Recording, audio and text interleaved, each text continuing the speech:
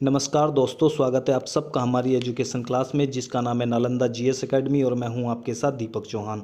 जितने भी लेक्चर हमारे आते हैं, अगर आप लोगों ने वो नहीं देखे हैं तो प्लीज़ आप लोगों को करना क्या है, सबसे पहले वो लेक्चर देख लेने हैं ताकि आने वाले जितने भी लेक्चर होंगे या फिर आज का जो लेक्चर है उनसे उन्हें आप कोरिलेट कर सको। तो चलते हैं अपने लेक्चर की तरफ। लेक्चर को स्टार्ट करने से पहले अगर आप लोगों ने लेक्चर को लाइक नहीं किया है तो जल्दी से लाइक कर दें, दोस्तों को शेयर कर दें और चैनल पर अगर आप लोग नए हो तो चैनल को आप लोगों को सब्सक्राइब कर लेना है और बेल आइकन को भी प्रेस कर लेना है ताकि आने वाले जितने भी लेक्चर होंगे उनसे उन्हें उनका जो नोटिफिकेशन है वो आप लोगों को मिलता रहे। आज का जो लेक्चर है वो काफ़ी ज़्यादा इंपॉर्टेंट रहने वाला है क्योंकि आज तक ये बोला जाता है, कई प्रकार की अफवाहें उड़ती हैं कि भारत एक संप्रभु कंट्री नहीं है, आज़ाद देश नहीं है। उसे आज भी अपने मामलों में फैसले लेने के लिए ब्रिटेन से अनुमति लेनी पड़ती है। इस बात में कितनी सच्चाई है, आज हम लोगों को इसका विश्लेषण करने वाले हैं। क्या भारत एक संप्रभु कंट्री है? जैसा कि हम जानते हैं कि जो भारत का संविधान है उसकी जो प्रस्तावना है, प्रियम्बल है, उसमें 5 प्रकार की कंट्री हमें हमारी बताई है कि जो भारत है वो 5 प्रकार की कंट्री या देश है। जैसे मैं एक दो आप लोगों को बता देता हूँ, जैसे संप्रभु, स्वतंत्र, गणराज्य, अखंड, ये सारी चीज़ें उसमें है। तो उसमें एक वर्ड भी है जिसे हम बोलते हैं संप्रभु या फिर सॉवरन। भारत एक संप्रभु देश है जिसके अनुसार भारत किसी अन्य देश पर निर्भर ना है, किसी अन्य देश का ना वो डोमिनियन है, यानी कि उसे अपने आंतरिक और बाहरी फैसले लेने के लिए किसी भी अन्य कंट्री या अन्य देश की ज़रूरत नहीं है, उसकी अनुमति की ज़रूरत नहीं है।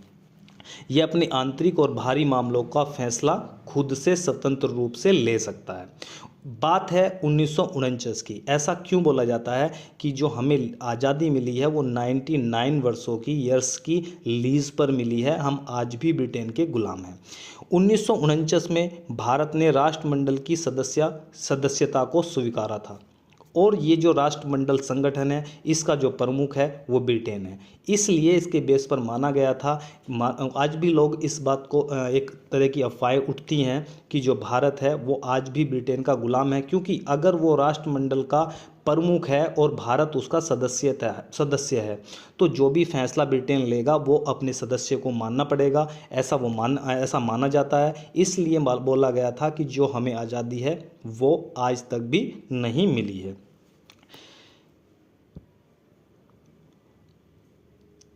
भारत राष्ट्रमंडल का सदस्य और ब्रिटेन प्रमुख है, लेकिन ऐसा नहीं है।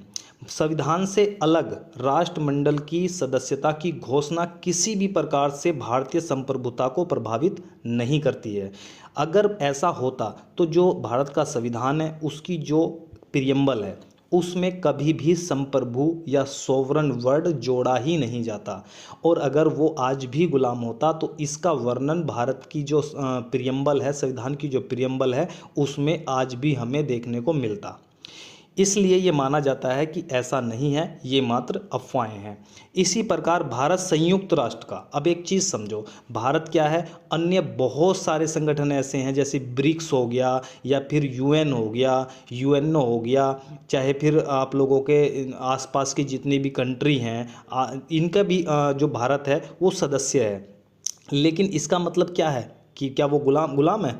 भाई क्वाड है, क्वाड का भी तो भारत सदस्य है, अब यूएन का सदस्य है, संयुक्त राष्ट्र का सदस्य है। तो इसका मतलब किसी संगठन का सदस्य होने का मतलब ये नहीं है कि भारत को अपने आंतरिक और बाहरी फैसले लेने के लिए उस ऑर्गेनाइजेशन के सामने झुकना पड़ेगा या उससे परमिशन लेनी पड़ेगी या उसके लिए वो उनकी बात मानने के लिए वो बाध्य है। ऐसा कदापि नहीं है। अगर ऐसा होता तो संविधान की प्रस्तावना में गुलामी के विषय में लिखा होता, उसका जिक्र किया होता, संप्रभुता का कोई भी जिक्र नहीं होता।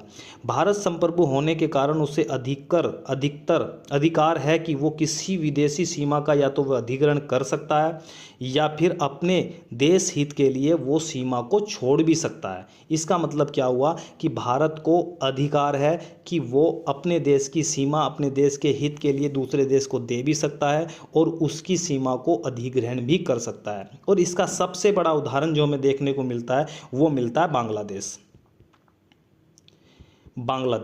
बांग्लादेश से हमने काफ़ी सारी जो ज़मीन है वो एक्वायर की है, उससे ली है, और काफ़ी सारी जो ज़मीन है, काफ़ी सारे जो गांव हैं वो हमने बांग्लादेश को दिए भी हैं आज़ादी के बाद में।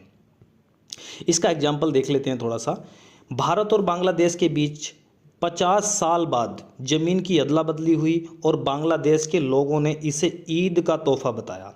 भारत ने बांग्लादेश को सीमावर्ती ठाकुर गांव के रानीसकोई उपजिला के 56.86 एकड़ ज़मीन सौंपी, यानी कि भारत ने उसे 56.86 एकड़ ज़मीन बांग्लादेश को सौंप दी, और बदले में जो भारत को ज़मीन मिली है वो 14.68 एकड़ ज़मीन ही मिली है। यानी कि भारत ने जो बांग्लादेश को ज़मीन दी है वो ज़्यादा दी है, और बांग्लादेश से बदले में जो ज़मीन मिली है वो भारत को कम मिली है।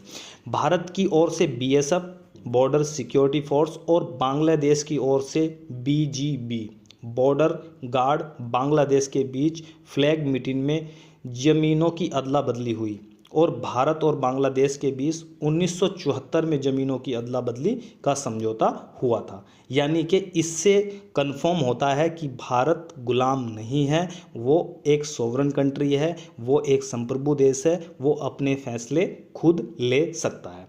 अब बात करते हैं थोड़ी सी अलग कि आपके अनुसार क्या भारत उस तरीके से उस लेवल पर अपने देश के हित के लिए फैसले ले पाया है या नहीं ले पाया है? क्या आज भी कमी है, आज भी वो दूसरे देशों के ऊपर निर्भर है, चाहे वो डॉक्यूमेंट में ना हो, लेकिन रियल में क्या वो निर्भर है या नहीं है? आप लोगों से थोड़ा सा डिस्कस करता हूँ।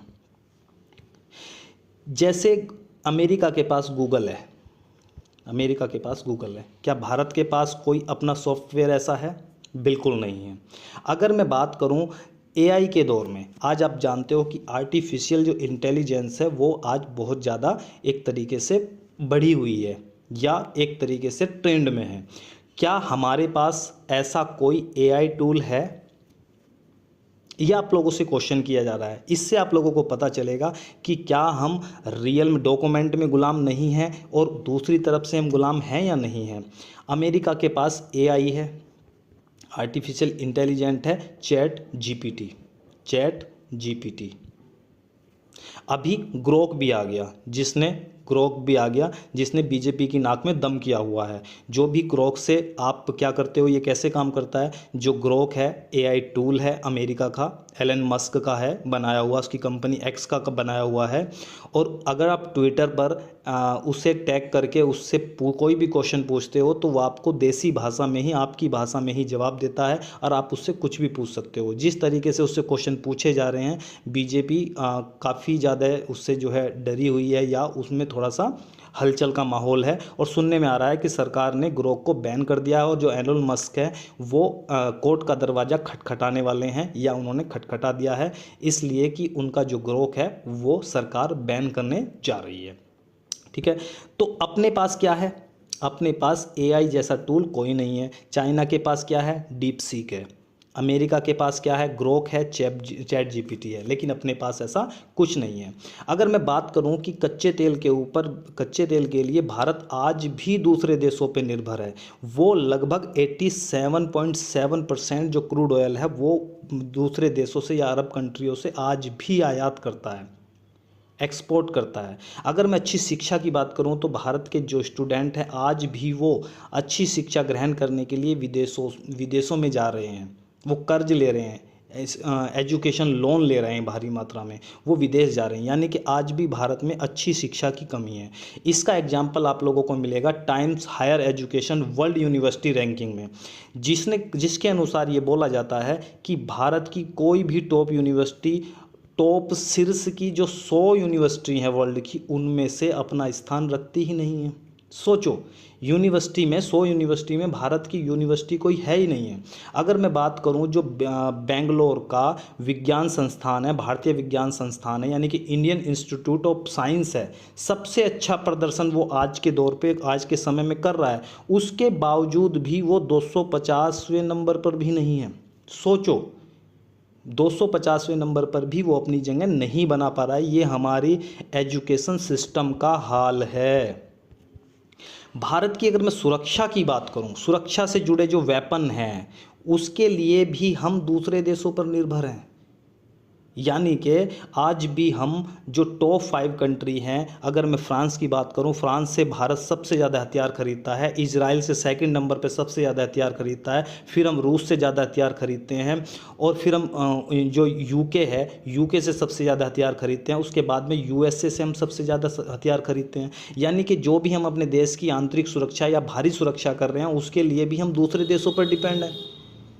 तो क्या आप लोगों को लगता है कि हम सॉवरन हैं, संप्रभु हैं? अगर हम किसी से पैसे लेंगे, किसी के ऊपर निर्भर रहेंगे, चाहे हम सीधे तौर पर ना रहें, इनडायरेक्टली रहें, डायरेक्ट ना रहें, तो कहीं ना कहीं हम किसी देश की अनुमति तो ले रहे हैं ना, उसके ऊपर डिपेंड है, तो वो हमें अपने अकॉर्डिंग मोल्ड कर सकता है।